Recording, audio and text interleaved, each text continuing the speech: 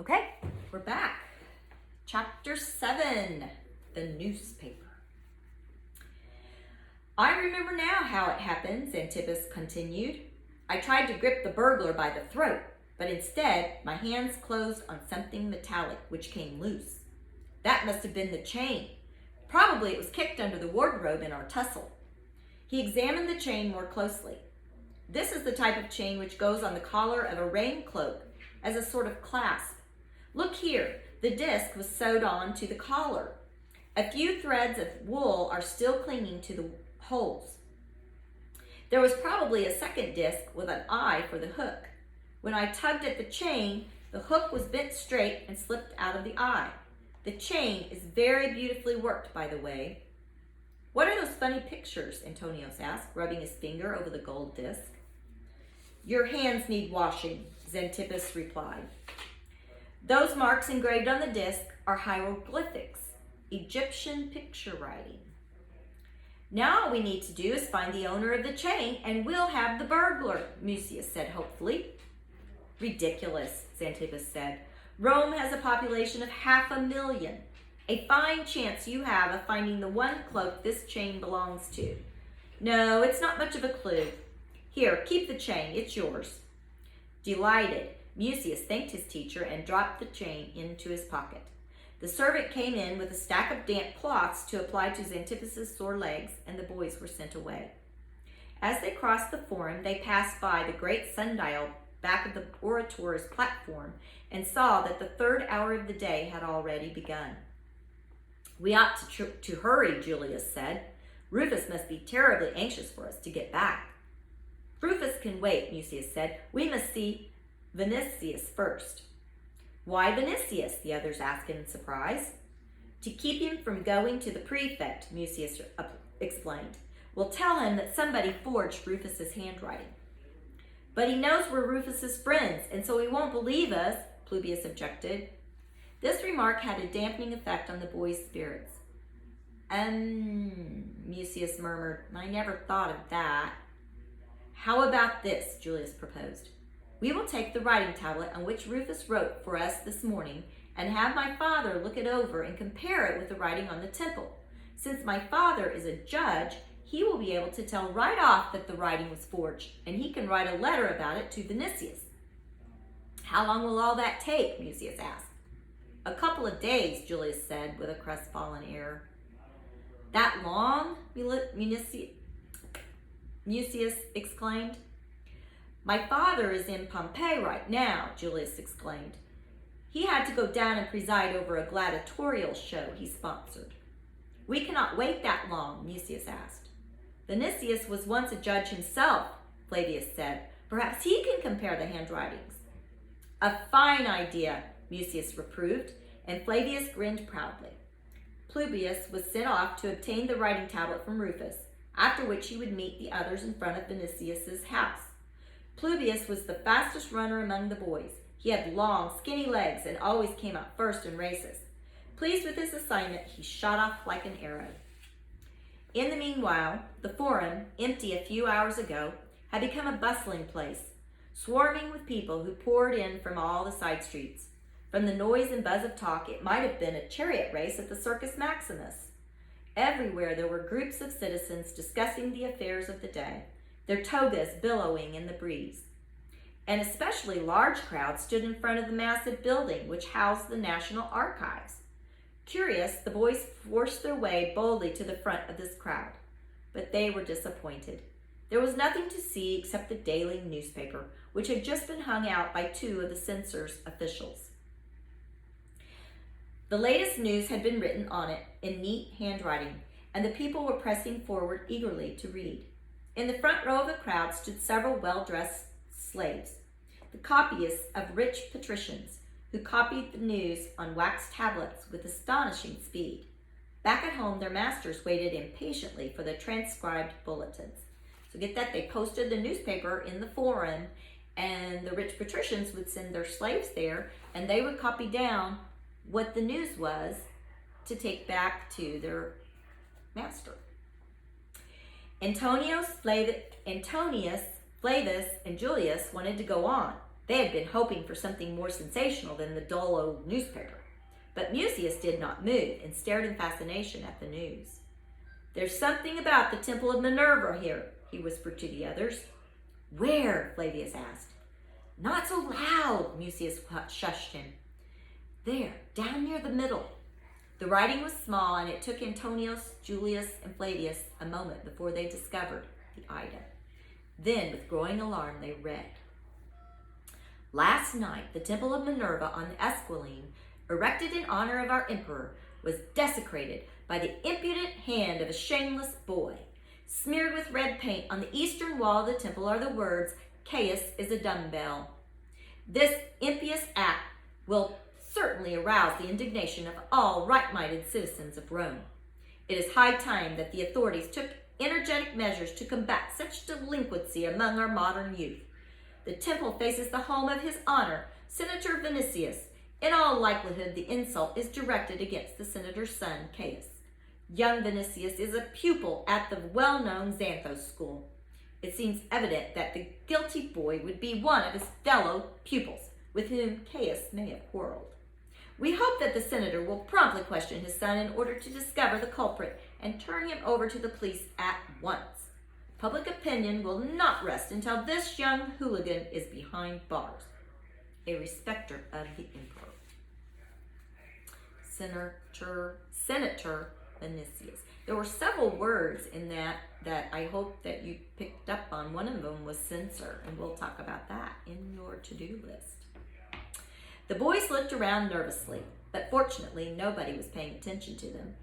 "If they recognize us as Xanthos' pupils, they'll tear us to pieces," Antonio said tersely. Flavius turned white and tried to make himself as small as possible. "Follow me quietly," Vinicius whispered. With deliberate slowness, he sauntered toward the marble staircase. Whistling idly, he climbed the steps between the columns. The others followed his example. But as soon as they reached the top, they dashed off in a wild flight down the length of the corridor, leaped down the steps 3 at a time, and gave the forum a wide berth. Not until they reached the foot of the Esquiline hill did they begin to feel fairly safe and show their pace. "Did you notice the slaves copying the news?" Flavius said. "Before long, all Rome will know that Caius is a dumbbell." "Perhaps Vinicius's copyists were there too," Flavius worried. "No doubt about it," Vinicius exclaimed. "We must get to Vinicius before he does." And he started running again. In front of Vinicius's villa, Publius was waiting for them. "You're a regular marathon runner," Vinicius said in praise. "Oh, I practically walked," Publius said, still panting. "What did Rufus say when you told him his writing tablet had been stolen from school?" Julius asked. "Nothing," Publius replied. "He was sound asleep. I didn't bother to wake him, just took the tablet and scooted." Vinicius pulled a bronze ring, and a big, uniformed doorkeeper, who looked like a former gladiator, opened the front door. "What do you want?" he said gruffly. "We must speak to the senator," Vinicius said. The doorkeeper raised his eyebrows in astonishment. "And who do you think you are?" he demanded. "Pupils of the Xanthos school," Vinicius answered. The doorkeeper was not impressed. "Oh, isn't that wonderful?" he said. "The master will be flattered, I'm sure. Is he expecting you?" That isn't necessary," Vinicius said. "He knows us. We've come about Rufus." "Rufus? Who is Rufus?" "Rufus is our friend, the son of Marcus Pretonius," Vinicius replied with dignity. The doorkeeper frowned and thought, Marcus Pretonius. Oh, yes. Isn't he the general who lost the battle against the Gauls?" "That isn't Rufus's fault," Vinicius said indignantly. "Go away, you kids," the doorkeeper snorted. He was about to slam the door in their faces when Claudia, accompanied by one of her governesses, appeared at the back of the vestibule.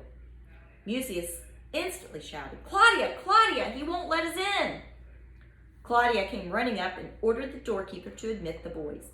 "They're my friends," she said firmly. The man's manner instantly changed. He flung open the door with a flourish, calling out, "Right foot forward, please," to ward off the misfortune it would bring upon the household if anyone entered with his left foot foremost. How nice of you to come, Claudia said joyfully. I was awfully bored. She was dressed now in a flamingo pink tunic with a flower-embroidered hem. On her feet were dainty little silken house sandals.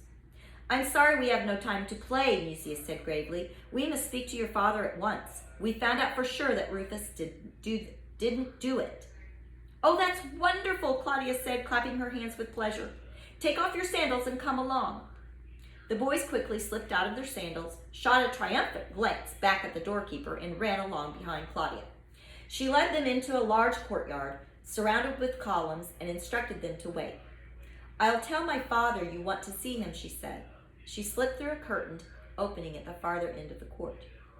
The boys straightened out the folds of their togas and gave each other a critical inspection to make sure that they looked respectable enough for the senator.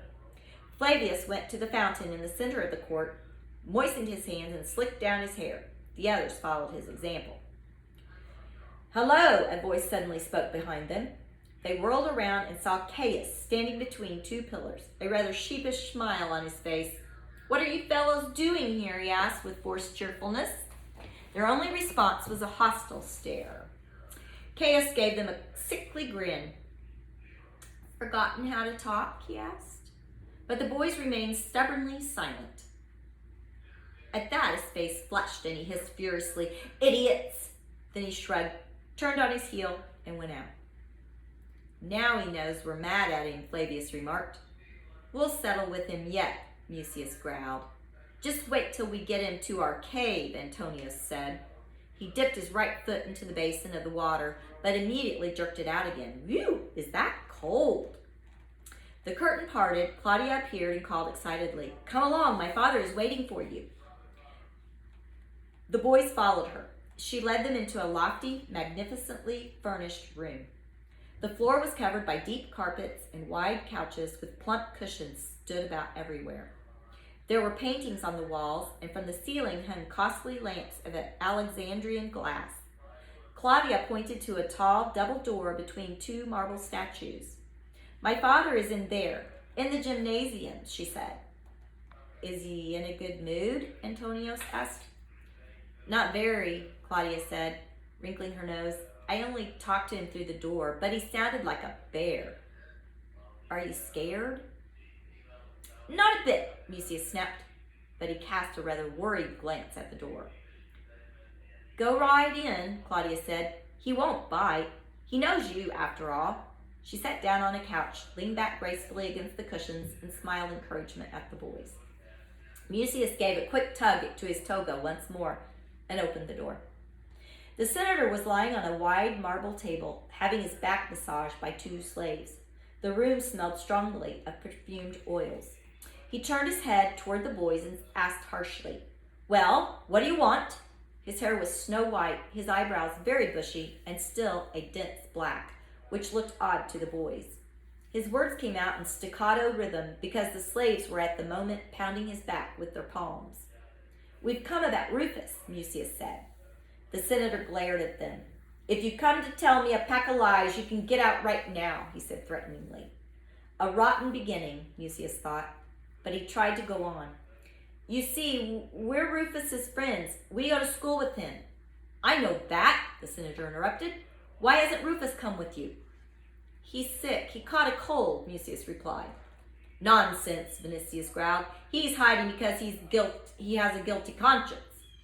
He honestly did not do it, Vinicius hastily went on. We would put our hands in the fire for him. The senator sat up, pushing the slaves aside. Vouch for him all you like, he said. You won't get anywhere with me like that way. He took his tunic from the slaves, put it on, and in spite of his considerable girth, swung nimbly off the table.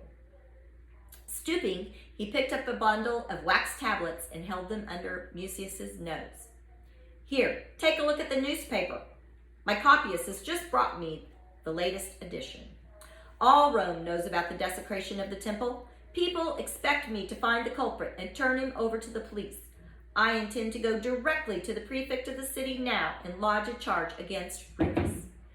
His vile act is an insult to our dearly beloved emperor, and he must pay for it. I am sorry, but consideration for my friend Antonius cannot be allowed to sway my decision."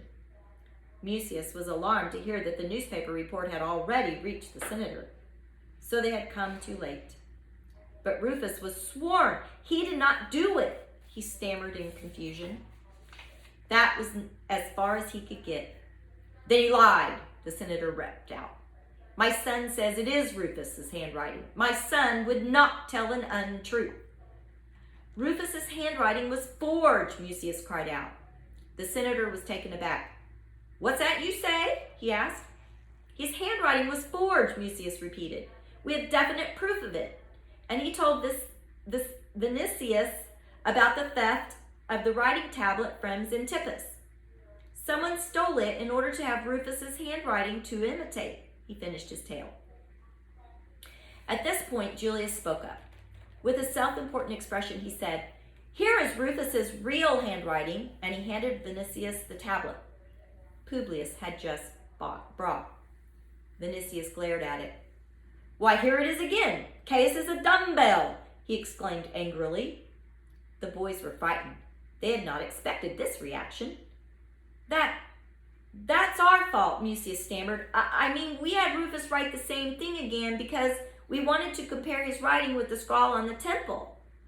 Vinicius growled, but he sounded somewhat appeased. "And who would you say forged Rufus's handwriting?" "Well, that we don't know," Mucius admitted. "It certainly wasn't any of us," Flavius protested, flushing. Vinicius turned to Mucius again. "You say Rufus wrote this?" he asked, pointing to the tablet. "Yes," Mucius said. "We thought that with your experience as a judge, you would see at once that the writing on the temple was a fake."